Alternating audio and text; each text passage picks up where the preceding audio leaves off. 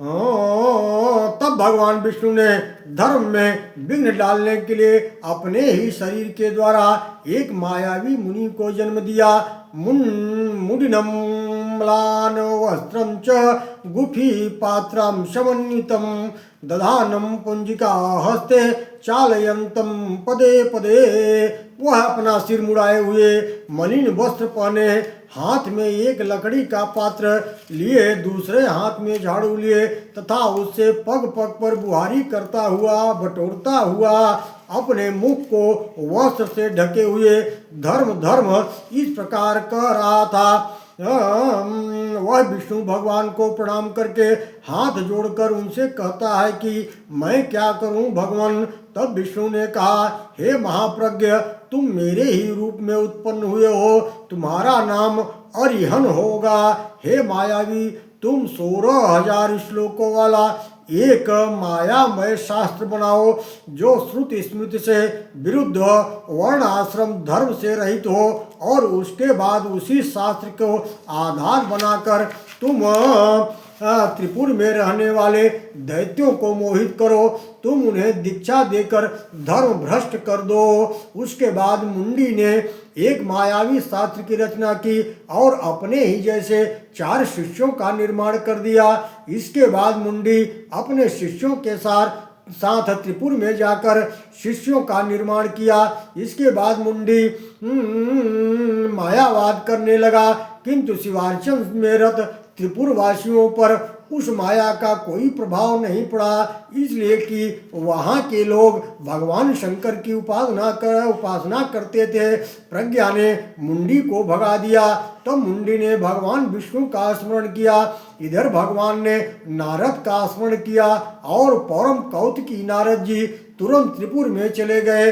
नारद जी त्रिपुरासुर के पास गए। त्रिपुरासुर ने देखा आज नारद जी बड़ा विचित्र वेश धारण किए हैं। नारद ने कहा, हे राजन, समस्त विद्याओं में पारंगत कोई यदि आपके राज्य में आया है तो मैंने तो उससे दीक्षा ली है। मैं बहुत से धर्म देखे पर वैसा धर्म आज तक नहीं देखा। त्रिपुरासुर ने सोचा, जब 24 घंटे नारायण नारायण रटने वाले नारद जी ने उससे दीक्षा ले ली है तो हमें दीक्षा लेने में क्या बाधा है। त्रिपुरासुर ने मुंडी से दीक्षा ले ली। देखते ही देखते मुंडी के शिष्यों से त्रिपुर भर गया। मुंडी ने कहा, देखो ये शरीर ही देवता है।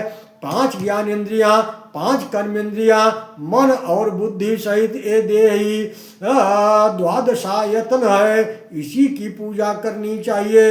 यही वह स्वर्ग नरको प्राणी नाम नान्यतः क्वचित। स्वर्ग और नरक सब यही है। ओम नमो भगवते वासुदेवाय। जाति कल्पना व्यर्थ है। जब एक ही पुरुष से 4 पैदा हुए तो वे अलग अलग कैसे हो सकते हैं। इस प्रकार मुंडी ने वेद विरुद्ध धर्म का प्रचार किया, जिससे वेद धर्म का नाश हो गया। स्त्रियों ने पातिव्रत धर्म को त्याग दिया। वे आकर्षण और वशीकरण विद्या के द्वारा दूसरे पुरुषों को मोहित करने लगी। त्रिपुर के लोगों ने देव धर्म, साध्र धर्म, यज्ञ धर्म, लिंगार्चन, पंचदेव पूजन सहित सभी धर्मों को त्याग दिया। नारद जी ने भी मुंडी जैसा रूप बना लिया, किंतु श्री हरि की कृपा से उनमें विकार नहीं आया। इस प्रकार पाखंडवाद से मैं दानव सहित तीनों भाई पराक्रमहीन हो गए। सारे देवता शंकर भगवान की शरण में आए। प्रभु, अब उस दैत्य को मृत्यु का समय आ गया है। देवताओं ने स्तुति करके भगवान शिव को प्रसन्न किया। विश्वकर्मा ने सर्वदेवमय दिव्य रथ का निर्माण किया।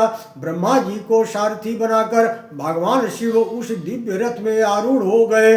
भगवान शिव के रथ पर बैठते ही शेष भी घुटनों के बल गिर गए। इतने में ब्रह्मा जी ने घोड़ों को उठाकर रथ को व्यवस्थित किया और तीनों पुरों को लक्ष्य करके रथ चला दिया।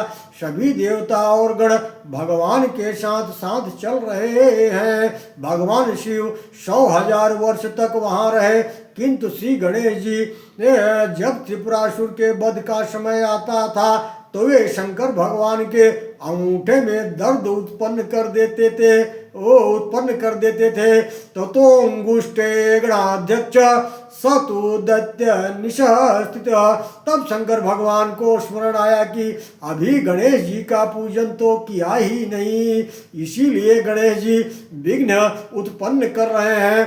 तब भगवान शिव ने भद्रकाली को बुलाकर गणेश जी की पूजा की।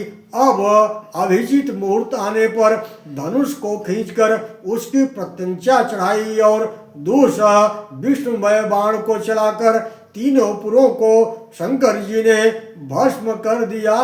नमो भगवते वासुदेवाय।